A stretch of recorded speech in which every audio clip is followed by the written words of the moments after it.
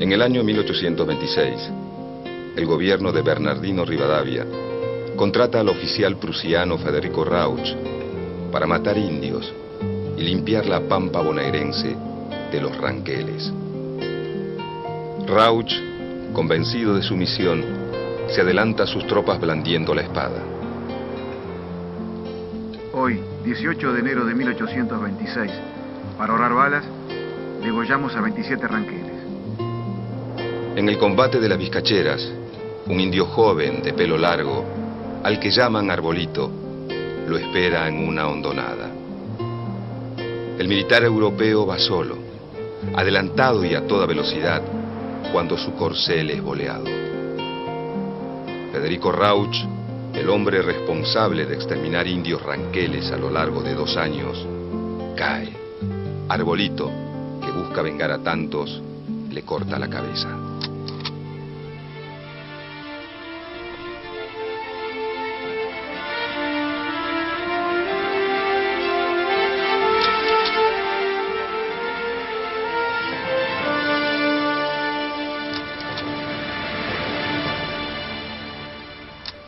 Hace aproximadamente 30.000 años, tribus provenientes de Asia y Oceanía comenzaron a ocupar el territorio americano, desde el estrecho de Bering hasta Tierra del Fuego. El tiempo y la geografía configuraron diversos pueblos con diferentes culturas y modos de vida.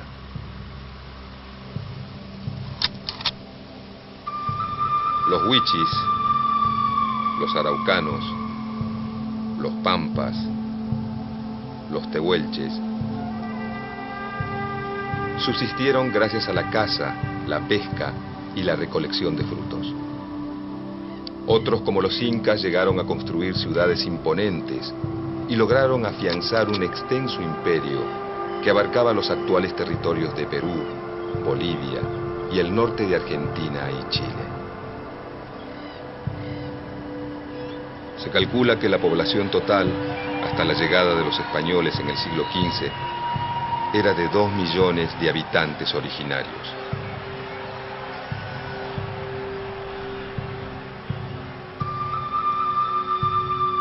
En España funcionaba una rígida sociedad feudal. Quienes no poseían bienes y riquezas difícilmente podían cambiar su situación social. Por eso América representó para muchos campesinos, labradores y nobles empobrecidos la posibilidad de cambiar su condición social, obtener tierras, riquezas, títulos y fama. Derechos y honores reservados hasta entonces solo a la nobleza.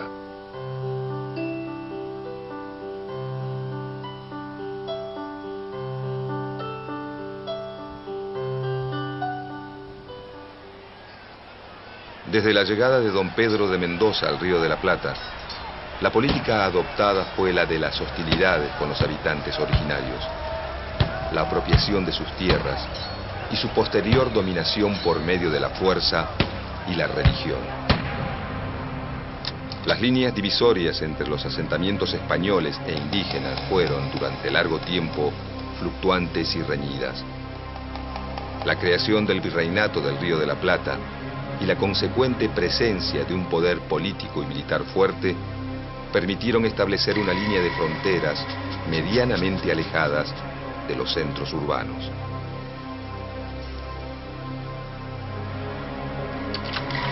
De esta manera, los territorios que quedaron fuera de esta línea pasaron a formar parte del denominado desierto, con la intención de evocar un lugar despoblado aún cuando esos territorios continuaban habitados por las comunidades aborígenes. Muchos fueron los que pensaron que esos grupos y su forma de vida no pertenecían a la civilización, sino a la barbarie. El indio era el bárbaro, el salvaje al que había que domesticar o exterminar. La Revolución de Mayo trajo aparejada una política conciliatoria e integradora. En octubre de 1810, el secretario de Guerra y Gobierno, Mariano Moreno, encomendó al coronel Pedro Andrés García una expedición pacífica, diplomática y comercial hacia las Pampas. García elevó un informe a la Junta en el que decía que el indio, a pesar de su barbarie, podía ser reducido y asimilado a la civilización. Además, propuso fortificar una frontera desde el río Colorado, al sur de Mendoza, para establecerse en Salinas Grandes, Guaminí y Sierras de la Ventana. Cuando el coronel Feliciano Chiclana visitó a los Ranqueles en Leubucó en 1819, pactó con ellos una alianza contra los españoles.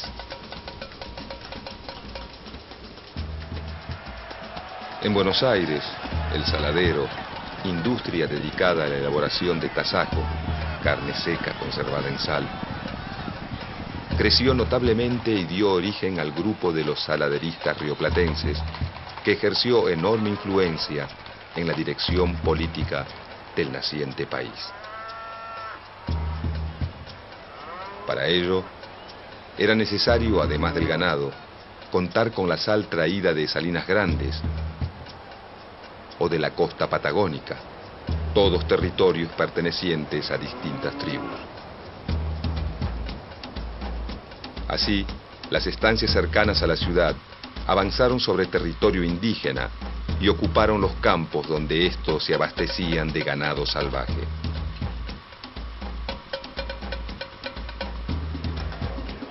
Al poco tiempo de asumir la gobernación de Buenos Aires, Martín Rodríguez delegó prácticamente el gobierno a su ministro Bernardino Rivadavia y se lanzó a una campaña al desierto.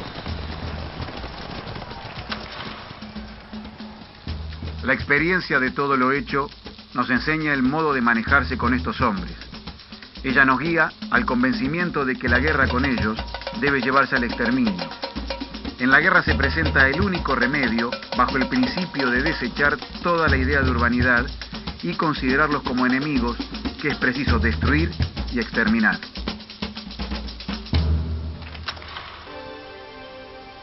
Con el objetivo de avanzar hacia los ríos Colorado y Negro, el gobernador Martín Rodríguez estableció fortines en Areco, Navarro, Monte, Chascomús y Ranchos, y también levantó un poblado en Tandil.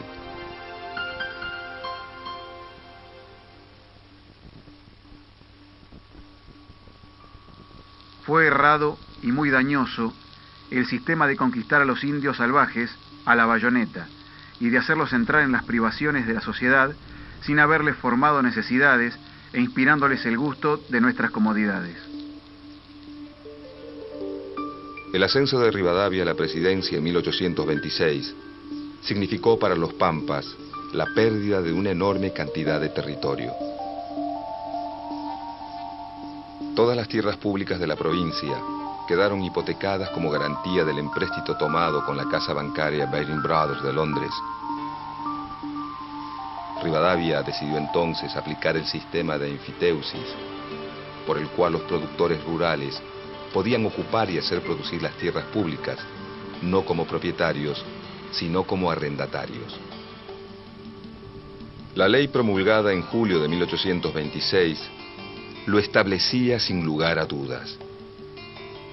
Quedan especialmente hipotecados al pago del capital e intereses de la deuda nacional las tierras y demás bienes inmuebles de propiedad pública, cuya enajenación se prohíbe en toda la nación.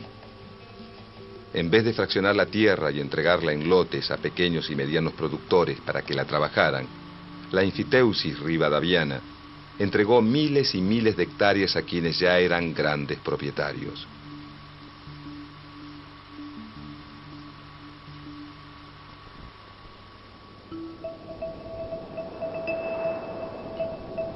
Como la ley no establecía límites, ni exigía la introducción de ganado, ni la población de los campos, permitía el subarriendo y la transmisión de derechos, prestándose para todo tipo de especulaciones con la tierra pública.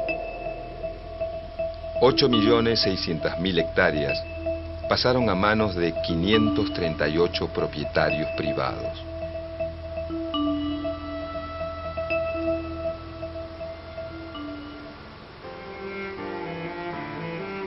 Para controlar las fronteras y garantizar la tranquilidad de estos propietarios, Rivadavia contrató al mercenario prusiano Federico Rauch, que recibió el grado de coronel del Ejército Nacional.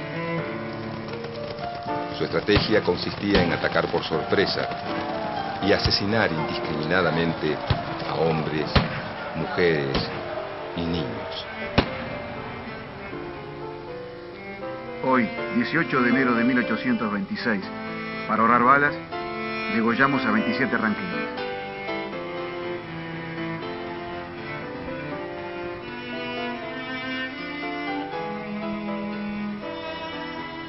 Pronto le llegaría su turno al espanto del desierto. El 28 de marzo de 1829, en el combate de las Vizcacheras, Rauch fue derrotado y degollado por el ranquel Arbolito. Al momento de morir Rauch, los 30.000 kilómetros cuadrados de pampas que poseía Buenos Aires se habían transformado, por el avance del ejército, en más de 100.000. Una ciudad en la provincia de Buenos Aires, aún hoy, lleva su nombre.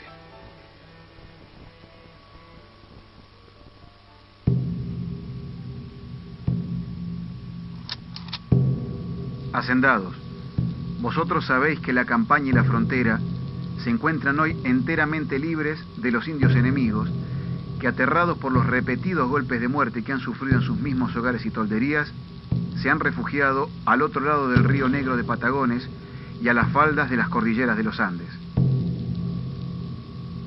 Un esfuerzo más, y quedarán libres para siempre nuestras dilatadas campañas, y habremos establecido la base de todos los cálculos de nuestra riqueza pública, y acabado la empresa que ha burlado por más de 2 siglos el valor y la constancia de nuestros mayores.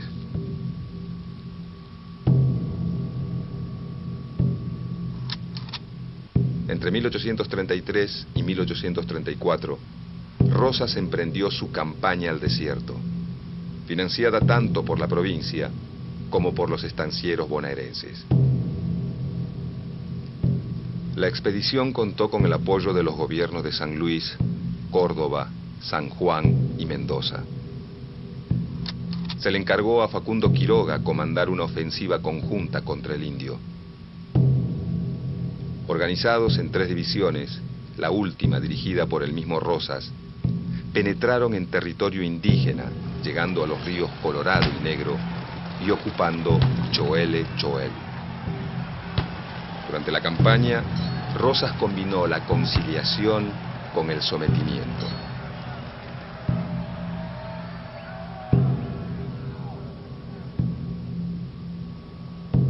Pactó con los Pampas y se enfrentó con los ranqueles y la confederación liderada por Calfucurá. Se ganaron 2.900 leguas cuadradas de tierras y la línea defensiva pasó por Bahía Blanca, Médano Redondo y Carmen de Patagones. Según un informe que Rosas presentó al gobierno de Buenos Aires, el saldo de la operación militar fue 3.200 indios muertos, 1.200 prisioneros, 1.000 cautivos blancos rescatados. Por aquellos años de guerras civiles, unitarios y federales, estuvieron de acuerdo en la necesidad de exterminar al habitante originario y quedarse con sus tierras. Poco antes de escribir el Facundo, y mucho antes de ser presidente, Sarmiento declaraba: no debieran nuestros escritores insistir sobre la crueldad de los españoles para con los salvajes de América. Ahora como entonces, nuestros enemigos de raza, de color, de tendencias, de civilización. Quisiéramos apartar de toda cuestión social americana a los salvajes, por quienes sentimos sin poderlo remediar una invencible repugnancia. No son más que unos indios asquerosos a quienes habríamos hecho colgar y mandaríamos colgar ahora si reapareciesen en una guerra.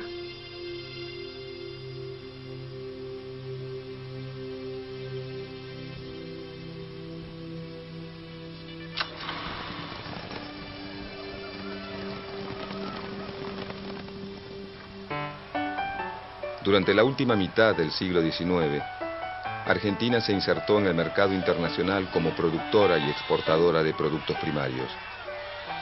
Inglaterra, la principal compradora de estos productos, necesitaba materia prima para su industria textil y realizaba los primeros intentos de enfriado de carnes que en poco tiempo darían paso al frigorífico. Esto despertó gran interés por la Patagonia, considerada una fuente proveedora de lana y carne ovina, productos de exportación, generadores de divisas. De esta manera, se hizo necesaria la expansión de la frontera para, como decía un funcionario de la época, reemplazar a los indios por ovejas. Se comenzó a pensar en poblar la región para asegurar la soberanía argentina en esas tierras y abrir una vía de comunicación hacia el Océano Pacífico para obstruir las ambiciones chilenas sobre el Estrecho de Magallanes.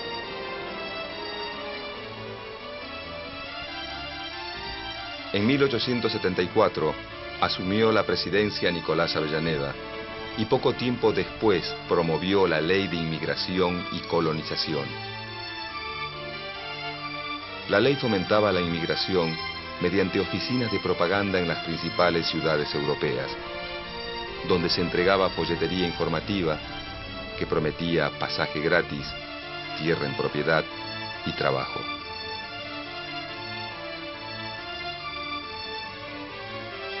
Pero al llegar la oleada inmigratoria, la mayoría de las tierras estaban repartidas entre los grandes terratenientes. La nacionalización del territorio resultaba imprescindible. El gobierno le encargó al ministro de Guerra, Adolfo Alsina, un plan para terminar definitivamente con el problema del indio y del desierto, y correr nuevamente la línea de frontera. Este emprendimiento intentó alcanzar el Río Negro y lograr la paz con las comunidades indígenas. La falta de planificación y la incapacidad del gobierno de elaborar tratados que respetaran mínimamente los intereses indígenas llevaron a varios caciques a organizar una gran invasión.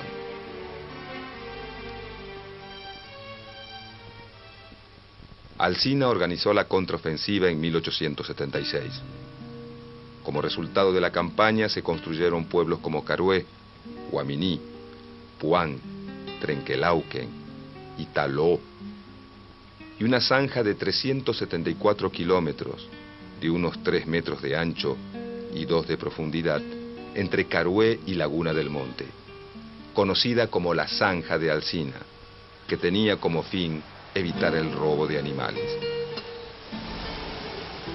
La política desarrollada por Alsina le había permitido al Estado ganar unos 56.000 kilómetros cuadrados, extender la red telegráfica, la fundación de 5 pueblos y la apertura de caminos. Alsina muere y en su reemplazo es designado Julio Argentino Roca.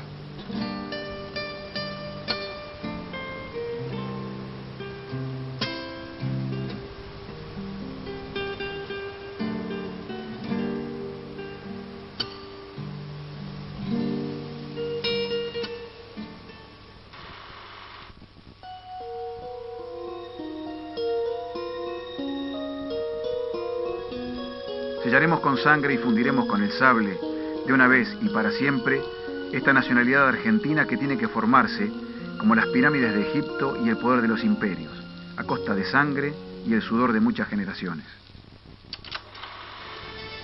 En 1878, el Congreso Nacional sancionó una ley por la que se destinaba 1.600.000 pesos para el traslado de la frontera a los ríos Negro y Neuquén. La suma millonaria se obtendría a través del producido de las tierras públicas nacionales que se conquistaran. Casi 400 personas se quedaron con más de 8 millones de hectáreas de las mejores tierras del mundo. El nuevo ministro de Guerra aplicó un plan de aniquilamiento de las comunidades indígenas a través de una guerra ofensiva y sistemática. El plan se realizó en 2 etapas. una ofensiva general sobre el territorio comprendido entre el sur de la provincia de Buenos Aires y el Río Negro, y una marcha coordinada de varias divisiones para confluir en las cercanías de la actual ciudad de San Carlos de Bariloche. Julio Argentino Roca modernizó las tropas e incrementó la construcción de líneas telegráficas. Los batallones comenzaron a utilizar nuevos armamentos, como los fusiles Remington, con un alcance de 1000 metros y la ventaja de disparo sin humo de pólvora que les permitía pasar inadvertidos. En julio de 1878, el plan estaba en marcha y el ejército de Roca lograba sus primeros triunfos con la captura de prisioneros y el rescate de cautivos. Cuando finalmente Roca emprendió su campaña, el indio estaba ya muy lejos de ser un enemigo formidable.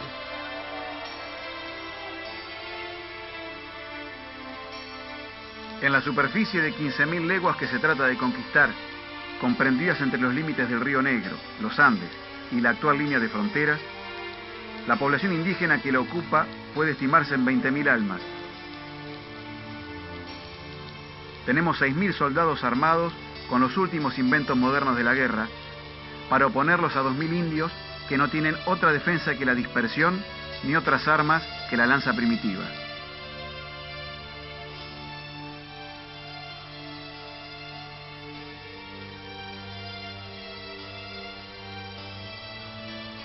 Los indios que no caían por los fusiles eran alcanzados por enfermedades traídas por sus enemigos. Cuando la financiación estuvo aprobada y el negocio armado, Roca preparó sus fuerzas para la ofensiva final. La expedición partió entre marzo y abril de 1879. Los 6.000 soldados fueron distribuidos en 4 divisiones que partieron de distintos puntos para rastrillar la pampa.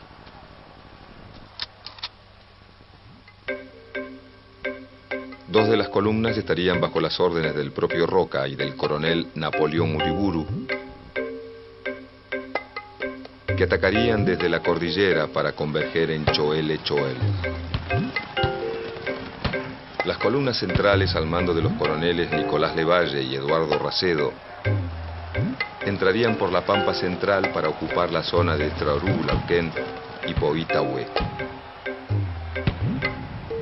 Todo salió según el plan,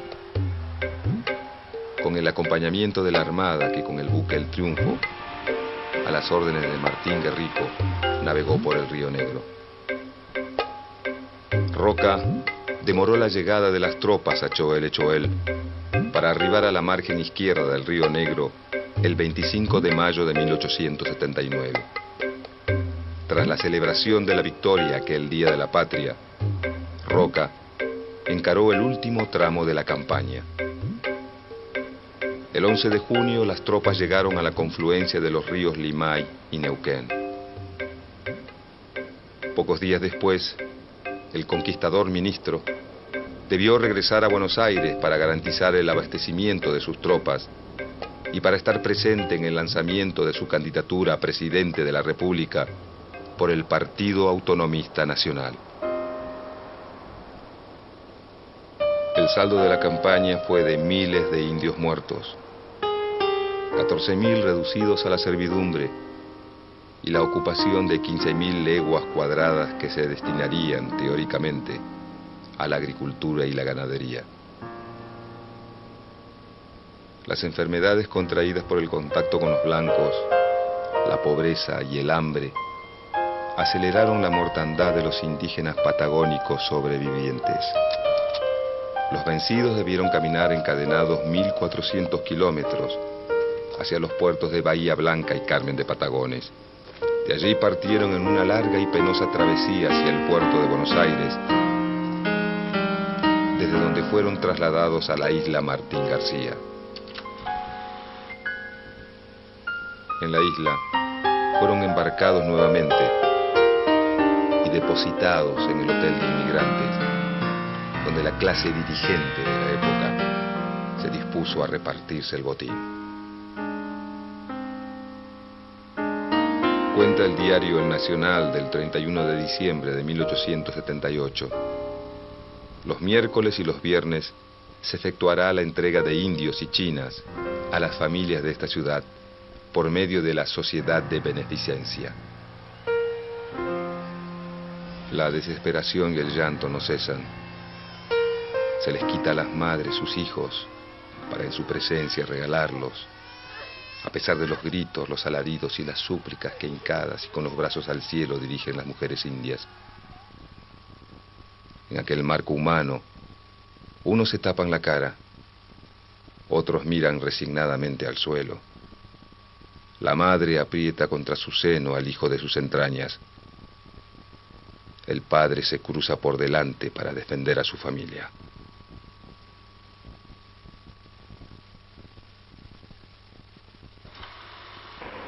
De todo me acuso, Padre, pero juro ante Dios que no tengo una sola muerte inútil sobre la conciencia.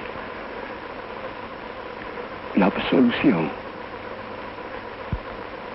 Ego te absolvo, in nomine Pater, Filio e Spiritus Santo. Amén.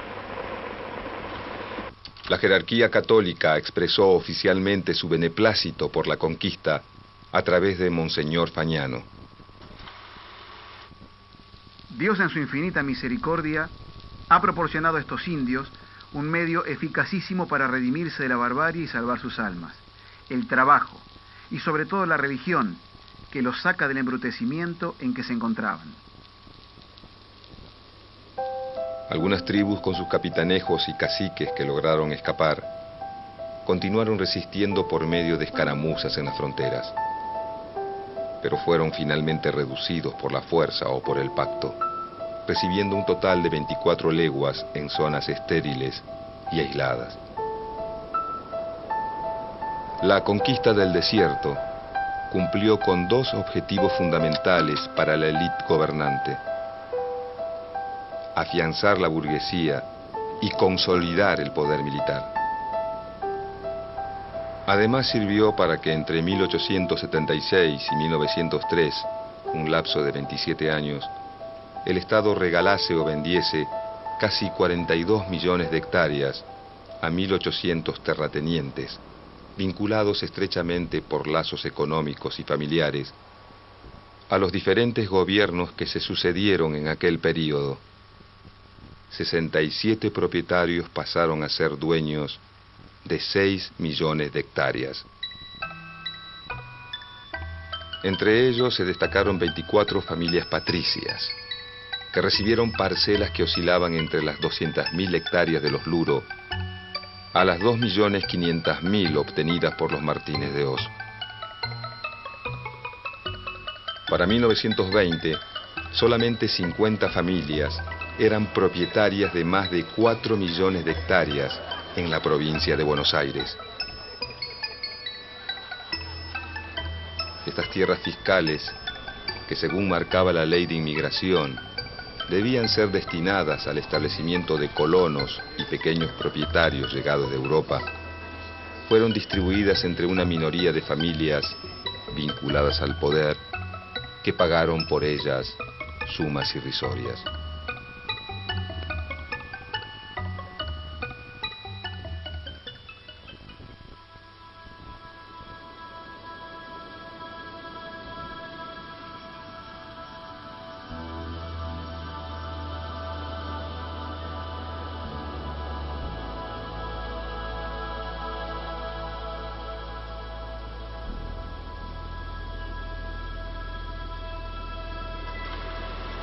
Algunos pequeños propietarios se dedicaron a la explotación ovina y poblaron el desierto con ovejas. Otros dejaron centenares de miles de hectáreas sin explotar y sin poblar, especulando con la suba del precio de la tierra. Aún hoy, el territorio de la Patagonia tiene un porcentaje de medio habitante por kilómetro cuadrado.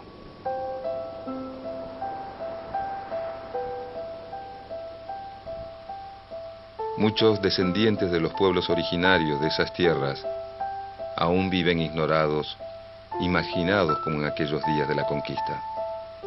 cuando fueron brutalmente masacrados o condenados a sobrevivir aislados en pequeñas comunidades, luchando porque concluya el tiempo de dominación sistemática ejercida por el hombre blanco.